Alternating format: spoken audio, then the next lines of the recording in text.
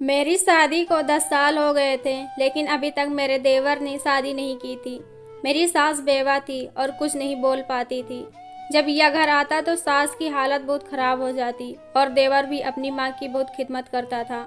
एक दिन मेरा पति घर नहीं था तो मैं अचानक उठी, सास के कमरे की तरफ चली गई और सामने जो मैंने देखा, मेरी तो चीखें निकल गई, क्योंकि मेरा देवर मेरी सास के साथ, मेरा नाम रबीना है।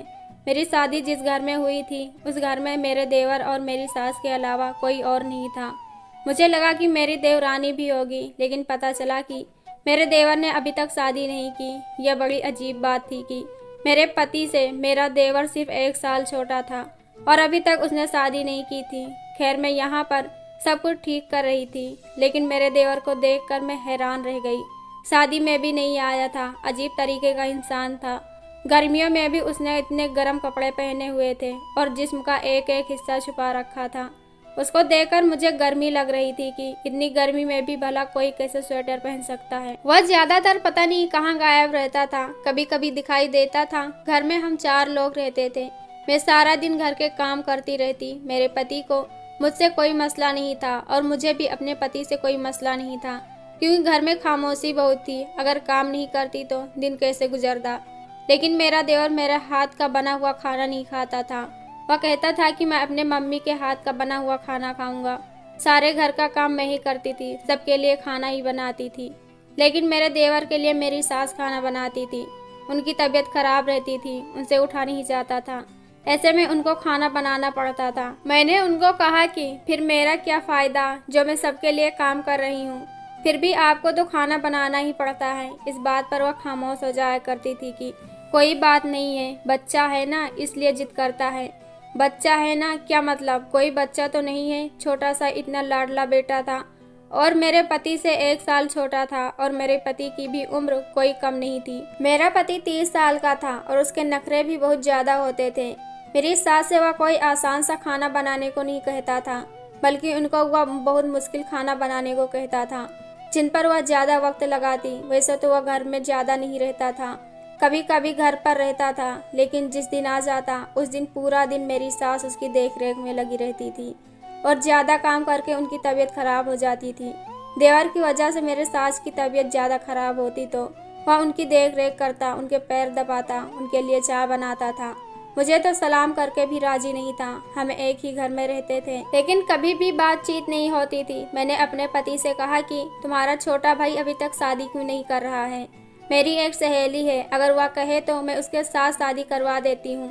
तो मेरे पति कहने लगे कि नहीं, कभी इस घर में मेरे भाई की शादी का नाम मत लेना और इस मामले में बोलना भी नहीं। अगर तुमने उसके सामने उसकी शादी का जिक्र किया तो वह तुमसे गुस्सा हो जाएगा, तुम्हें कुछ उल्टा सीधा कह देगा तो फिर मुझे मत कहना कि तुम्हारी बेइज्जती हो गई। मैंने कहा, क्यों, शादी की बात करना गुनाह है क्या? शादी तो पहले ही उसकी करनी चाहिए थी। लगता है आपको शादी करने का ज़्यादा शौक था क्या? तो मेरे पति ने कहा कि देखो, मैं तुम्हें प्यार से समझा रहा हूँ, तुम कभी भी मेरे भाई के किसी भी चीज़ के बारे में मत बोलना। वह बहुत ही बदतमीज इंसान है और उसका कोई पता नहीं चलता। मैंने कहा कि अगर सामने कोई बात की तो मैं उसे जवाब दे दूंगी। मैं किसी की गलत बात बर्दाश्त नहीं करती और ऐसा ही था। मैं अपने घर में इकलौती बेटी थी और लाडली भी थी। मेरे पति ने मुझे प्यार से समझाया कि उसके बारे में मत बोलना, पर हर इंसान की अपनी फितरत होती है कि जिस काम से उसे मना कर दो वह वही करता है।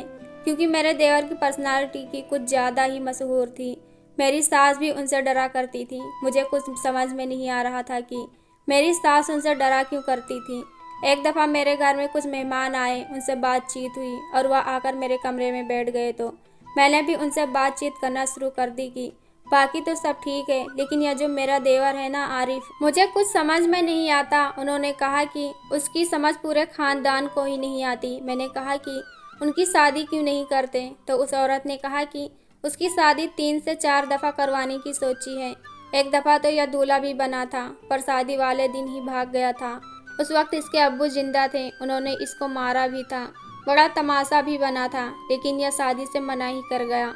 मैं हैरान ही रह गई कि यह शख्स शादी क्यों नहीं करना चाहता।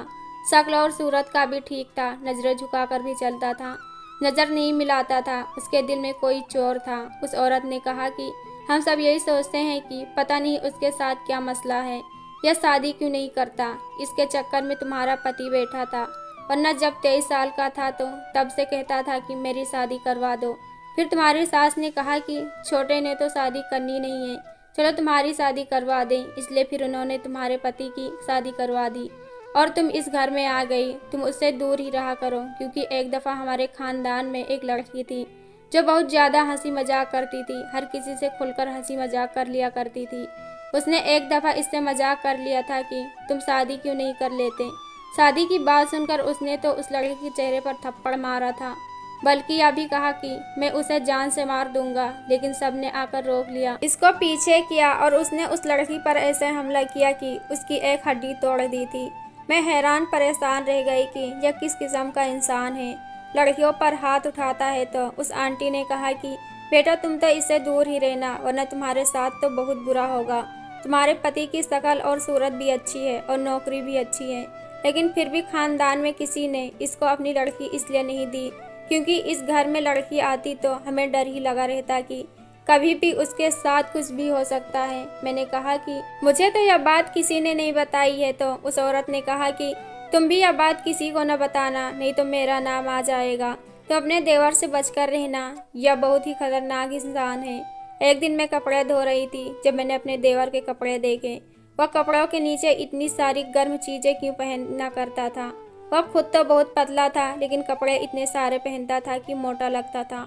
मुझे सबने कहा था कि तुम्हें इस मामले में नहीं बोलना, लेकिन फिर भी मेरे दिल ने कहा कि अब मुझे पता करना था कि इसके दिल में क्या है।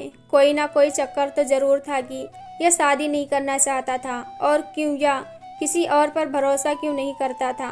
एक दिन मैंने अपनी सास से कहा कि मैं अपने मायके जा रही हूँ और मेरा पति तो वैसे भी शाम को आता था। मेरी सास ने कहा कि ठीक है, जब मैं अपने छोटे बेटे के लिए खाना बनाऊंगी तो मैं भी वही खा लूँगी, तुम आराम से आना, कोई मसला नहीं है। जब से शादी हुई है वैसे भी तुम बहुत कम अपने घर जाती हो। मैंने कहा ठीक है, मैं अपने घर चली जाऊंगी, लेकिन जैसे ही मैं अपने घर गई तो वहाँ पर ताला लगा हुआ था। जब मैंने अपने घर वालों को फ़ोन लगाया तो उन्होंने बताया कि एक हादसा हो गया था और वह लोग गाँव गए हुए थे। अब मैं वहाँ पर क्या करती, मुझे तो बड़ी मुश्किल से वापस जाना पड़ा। मैं इतनी मुश्किल से सब कुछ खत्म करके वापस आई थी और यह लोग घर पर नहीं थे, लेकिन क्या कर सकते थे, कोई हादसा हो गया था तो जाना तो पड़ता ही ना। इसलिए मैंने वापसी पर अपने घर का रास्ता ले लिया था। जब मैं वापस आई तो मुझे दरवाज़ा खटखटाने की क्या ज़रूरत थी, मेरा अपना घर और खुला दरवाज़ा हुआ था। मैं घर में दाखिल हुई तो सामने कोई भी नहीं था, लेकिन अजीबोगरीब किस्म की आवाज़ें आ रही थी। मेरी सास बुरी तरह से रो रही थी और कुछ अजीबोगरीब किस्म की बातें कर रही थी कि मैं क्या करूं, इसमें मेरा क्या कसूर है, जो तुम कहते हो वह मैं करती हूँ, तुम्हारे हर कामों पर मैं हाँ करती हूँ, वरना कौन यह सब अपनी माँ से करवाएगा। तुम्हें तो जरा सा भी शर्म नहीं आती, सारे खानदान में मुझे रुसवा करके रख दिया है। मैं बेवा हूँ, वह लोग क्या सोचेंगे मेरे बारे में। मेरी सास तो बोल रही थी, लेकिन दूसरा कोई भी नहीं बोल रहा था। शायद वह फ़ोन पर बातें कर रही थी, लेकिन फिर मैंने महसूस किया कि उनके कमरे में कोई था ज़रूर। खिड़की से मुझे दो परछाई नजर आई, और यह कौन हो सकते थे, मेरा देवर ही हो सकता था। मेरी सास की तबीयत बोलते बोलते ही खराब होने लगी। ना ऐसा मुझे महसूस हो रहा था, क्योंकि वह बहुत बुरी तरीके से रो रही थी। शायद उनका ब्लड प्रेशर हाई हो चुका था। मुझे अंदर चले जाना चाहिए था, लेकिन मुझे अपने देवर से डर भी लगता था और मैं उनके मामले में बोलना नहीं चाहती थी। उनके मसले में ऐसा ही था कि मैं घर पर मौजूद ही नहीं हूँ, तभी तो वहाँ एक दूसरे से इतनी ऊंची लड़ाई कर रहे थे। मेरे देवर ने कहा कि तुम्हारा कसूर नहीं है, तो फिर मेरा भी तो कसूर नहीं है, मैं क्या करूं। मैंने कहा था कि बड़े की शादी ना करो। वह औरत इस घर में आ गई है और अजीब नज़रों से मुझे देखती है, हर बात पर सवाल करती है, इधर उधर उसकी नज़र होती है। हमारे पास बहुत पैसे हैं, तुम उन दोनों को यहाँ से निकाल दो। तो मेरी सास ने कहा कि वह पैसे मेरा बड़ा बेटा ही कमाता है, तुम नहीं कमाते हो, क्यों निकाल दूँ मैं उनको इस घर से। और उसकी बीबी भी तो हमारे साथ कितने अच्छे से रहती है, कभी कोई बदतमीजी नहीं की उसने, मेरे सारे घर का काम करती है, वह पैसे कमाता है। तो मैं हैरान रह गई कि मेरा देवर मुझे और मेरे पति को इस घर से क्यों निकालना चाहता है, जबकि हम लोग तो इतना कुछ करते हैं उन लोगों के लिए। मेरी तरफ से कोई कमी नहीं थी, क्योंकि मेरे पास पूरा घर था, मुझे किसी तरह की कोई तकलीफ नहीं थी, घर में सारी सहूलियत भी मिलती थी। मेरी सास भी मेरे साथ अच्छी थी, लेकिन यह क्यों मेरे इस पीछे पड़ा हुआ था। मेरी सास ने कहा कि मैं कभी नहीं अपने बड़े बेटे को निकालूंगी, अगर तुम मेरे बेटे हो तो वह भी मेरा बेटा है और मैं उससे भी बहुत मोहब्बत करती हूँ। कल को उसके यहाँ औलाद होगी, मैं अपने पोते पोतियों को ना देखूंगी। तुम तो शादी करना ही नहीं चाहते हो। इस बात पर मेरे देवर ने शायद कोई चीज़ उठाई और उठाकर तोड़ दी और मेरी सास पूरी तरह रोने लगी। अब तो मुझे पूरी तरह से अंदर चले जाना चाहिए था, लेकिन मैं फिर भी डर रही थी। हाँ हाँ, तुम्हें तो उसी से मोहब्बत है ना। मैं तो तुम्हारे लिए कुछ भी नहीं। मुझे तो पैदा होते ही तुम्हें मार देना चाहिए था, लेकिन तुमने ऐसा नहीं किया और अब मुझे तुम्हें बर्दाश्त करना होगा। मेरा देवर कमरे से निकला तो मेरा उससे सामना हो गया, लेकिन उसने कोई बात नहीं की। फिर मुझे ऐसी नज़रों से देखा कि जैसे मुझे खा जाएगा। मैं फ़ौरन कमरे में गई तो मेरी सास मुझे देखकर हैरान रह गई। तुम यहाँ क्या कर रही हो? तो मैंने कहा कि मेरे घर वाले घर पर नहीं थे, मैं वापस आ गई। आप ठीक तो हैं ना? और किस बात पर लड़ाई कर रही थी? मेरी सास घबरा गई और कहने लगी, कुछ नहीं, वह खाने में नमक तेज हो गया था तो इस बात पर नाराज़ हो गया था। तुम कब से आई हो? मैं अभी दाखिल हुई थी। मैंने भी झूठ बोल दिया, या फिर यह कह लो कि मैंने अपनी सास का भरम रख लिया। शायद वह भी भरम रख रही थी, लेकिन मैं यह देखकर हैरान रह गई थी कि वह अपने माँ के साथ किस तरह से बदतमीजी करके गया था। मेरी सास की तबीयत खराब हो गई, उनका ब्लड प्रेशर हाई हो गया था। डॉक्टर के पास मेरा पति ही लेकर गया था। मेरे पति ने पूछा कि क्या हुआ था, घर में कुछ लड़ाई हुई थी तुम्हारी? फिर मैंने अपने पति को सब कुछ सच सच बता दिया तो उसने अपना सर पकड़ लिया। मैंने कहा कि यह क्या बात है, वह हमें क्यों घर से निकालना चाहता है? हमारा क्या कसूर है, जबकि हमने तो उसके साथ कोई बदतमीजी भी नहीं की। तो मेरे पति ने कहा कि तुम फिक्र ना करो, इस घर से हमें कोई नहीं निकालेगा और तुम इन सारे मामले में ना बोलो, मैं सब कुछ संभाल लूँगा। मुझे इस बात से चिढ़ होने लगी थी कि कोई भी यहाँ पर सीधे बात नहीं बताता था। सबके सब अपने राज में थे। मेरा पति भी सीधी बात नहीं बताता था। मेरी सास भी घबराई हुई रहती थी। रोज रोज उनकी तबीयत खराब होती जा रही थी और मेरे देवर ने तो अपनी माँ को हटाकर जैसे उनको नौकरानी ही बना लिया था। सारे काम उनसे नौकरानी वाले ही करवाते थे। मेरी सास की तबीयत ठीक नहीं रहती थी और मैं शाम को उनसे पूछने के लिए उनके कमरे में गई। मेरे देवर ने मुझसे कहा कि आपकी ज़रूरत नहीं है, मैं खुद उनका ख्याल रख लूँगा, आप यहाँ से चली जाएं। मैं अपनी सास के लिए जूस लेकर गई थी और मेरी सास भी कह रही थी कि मुझे जूस पीना है, लेकिन मेरे देवर ने कहा कि इसकी कोई ज़रूरत नहीं है, आप यहाँ से चली जाएं। मेरी माँ को जो चाहिए होगा मैं खुद ही बना लूँगा। मुझे गुस्सा आ गया और मैंने कहा कि तुम्हारी वजह से तुम्हारी माँ की तबीयत खराब है और तुम अब यह कह रहे हो कि मैं खुद ही ठीक कर लूँगा। मुझे उससे डर लगता था, लेकिन आज मुझे गुस्सा आ गया था क्योंकि मेरा पति घर पर ही था। अगर मुझे लगा था कि कुछ होता है तो मेरा पति मुझे बचा लेगा। मेरे देवर ने मुझे ऐसे देखा कि जैसे मुझे खा जाएगा। सास ने कहा कि चली जाओ यहाँ से, कोई बात नहीं, मुझे जूस नहीं पीना है, तुमने बनाया है, तुम्हारा बहुत शुक्रिया। मेरी सास की आंखों में बहुत ज़्यादा डर था। मैंने जूस लाकर किचन में रख दिया, अपने पति को बताई तो उन्होंने कहा कि तुम क्यों उनके साथ पंगे लेती हो। मैंने कहा कि खुद ही अपनी माँ की तबीयत खराब की है और अब बड़ा अच्छा बन रहा है। इतनी बुरी तरह से चिल्ला रहा था उनके साथ। कोई भी बेटा अपनी माँ के साथ ऐसा कभी नहीं चिल्लाता। मेरे पति के मुँह से एक बात निकल गई कि बेटा तो वो है ही नहीं। मैंने कहा कि क्या मतलब है बेटा नहीं है? तो कहने लगा कि मैं ये कह रहा हूँ कि इस तरह के बेटे थोड़ी ना होते हैं जिसको उनका कोई ख्याल ही ना हो। दिन इसी तरह से गुजरने लगे और मैं अपने देवर की हरकतों के बारे में सतर्क होने लगी। एक दिन मेरे पति ने कहा कि मुझे शहर से बाहर जाना है। मैंने कहा कि नहीं, मुझे बहुत डर लगता है। उसने कहा कि कोई बात नहीं, तुम कमरे में अंदर से जाकर कुंडी लगा लेना, सारा दिन तो अम्मी साथ में ही होंगी, रात को तुम कुंडी लगाकर सो जाना और मैं सुबह जल्दी वापस आ जाऊंगा। मैंने कहा ठीक है। मेरा पति रात भर नहीं आया था। मैंने खाना अकेले ही खा लिया था और जब मैं बर्तन रखने गई तो यह सुनकर हैरान रह गई कि मेरी सास के कमरे से अजीबोगरीब किस्म की आवाज़ें आ रही थी। मैंने जाकर देखा तो मेरा देवर कमरे में नहीं था, उसके कमरे का दरवाज़ा खुला हुआ था। इसका मतलब कि वह भी उनके कमरे में ही था, लेकिन वहाँ पर क्या कर रहा था? मैं कमरे के करीब चली गई और आवाज़ों को सुनने लगी।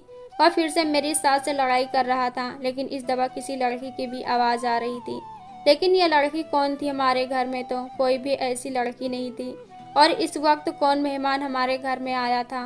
और अगर मेहमान था तो वह फिर झगड़ा क्यों कर रहा था? मैंने देखा कि खिड़की खुली हुई है और मैंने खिड़की से अंदर झांकने की गलती कर बैठी। जब खिड़की से अंदर झांका तो हैरान रह गई यह देखकर कि मेरा देवर तो मेरी सास के साथ पूरी तरह से लड़ रहा था, लेकिन वह लड़कियों के कपड़े पहने खड़ा था और उसने मेकअप भी कर रखा था। मैं डर गई और मेरा हाथ लगने से कोई चीज गिर गई और वह दोनों मेरी तरफ देखने लग गए। मुझे डर था कि मेरा देवर मुझे जान से मार डालता, क्योंकि वह मेरी और बड़ा था। तभी मेरी सास बीच में आ गई और हाथ जोड़कर कहने लगी कि छोड़ दो इसे, यह भी किसी की बेटी है। मेरी सास ने उसको वास्ते दिया। मेरी सास एक सांस में बार बार बोल रही थी और मेरा देवर वहां से चला गया। मैं हैरान थी और रोने लगी। फिर मेरी सास ने मुझे तसल्ली दी और फिर सारी बात बताई। उन्होंने कहा कि दरअसल जब यह पैदा हुआ था, मुझे तभी पता चल गया था कि यह लड़का नहीं है और यह लड़की भी नहीं है। सबने कहा कि इस बच्चे को जान से मार दो, नहीं तो तुम्हारी जिंदगी बर्बाद हो जाएगी। लेकिन मैं ऐसा नहीं कर सकती थी, इसलिए इसको पाला। लेकिन इसकी एक आदत थी, यह रात होते ही लड़कियों के कपड़े पहन लेता था और इसी तरह से मिलता था। पर जब से तुम इस घर में आई हो, वह ऐसा नहीं कर पा रहा है। इसीलिए आजकल बहुत गुस्सा करता है और बार बार मेरे साथ झगड़ा करता है। अपने उस महरूमी की वजह से बहुत ज़्यादा जिद्दी हो चुका है। सबने कहा कि इसकी शादी करवा दो, ये ठीक हो जाएगा। हमने कई दफ़ा कोशिश भी की, लेकिन इसने शादी से इनकार कर दिया। यही इसकी हकीकत है। मैं क्या करूं? मैं तो एक माँ हूं, मैं कुछ नहीं कर सकती। यह बहुत ज़्यादा जिद्दी भी है। इसको लड़कियों वाले कपड़े बहुत ज़्यादा पसंद भी हैं, लेकिन यह अपने नाम से नहीं ले सकता, इसलिए मेरे नाम से लेता है, जबकि मैं एक बेवा हूँ।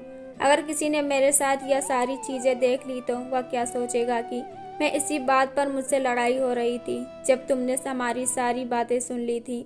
माँ होना बहुत मुश्किल होता है और ऐसे बच्चे की माँ होना तो और भी मुश्किल है, जिसमें इतनी बड़ी कमी हो और उसने उस कमी को अपने सर पर सजा रखा है। सबने कहा कि इसकी जान ले लो, नहीं तो तुम्हारी ज़िंदगी बर्बाद हो जाएगी। मैं इसकी जान नहीं ले पाई है, लेकिन वाकई मेरी ज़िंदगी बर्बाद हो गई है। न यह किसी और के हाथ का बना हुआ खाना भी नहीं खाता है और अपने जिस्म को छुपाने के लिए नीचे और बहुत सारे कपड़े भी पहनता है, ताकि यह मर्दों जैसा लगे। मैं बहुत डर गई थी। सुबह में पति आया, मैंने सब कुछ उसको बता दिया। पति को पहले से ही पता था, लेकिन यह बात मुझसे उसने नहीं बताई थी। मेरी सास ने कहा कि वह तेरी बीवी से नफरत करता है। हमने मंजिल के ऊपर एक और रूम ले लिया और अब हम लोग उसी में रहते हैं। मेरी सास बहुत अच्छी है, लेकिन उन्होंने अपनी ज़िंदगी बर्बाद कर ली है। दोस्तों, अगर ये कहानी अच्छी लगे तो कमेंट बॉक्स में ज़रूर बताएं। वीडियो को लाइक करो, चैनल को सब्सक्राइब करो। हम ऐसी कहानी आपके लिए लाते रहेंगे। धन्यवाद।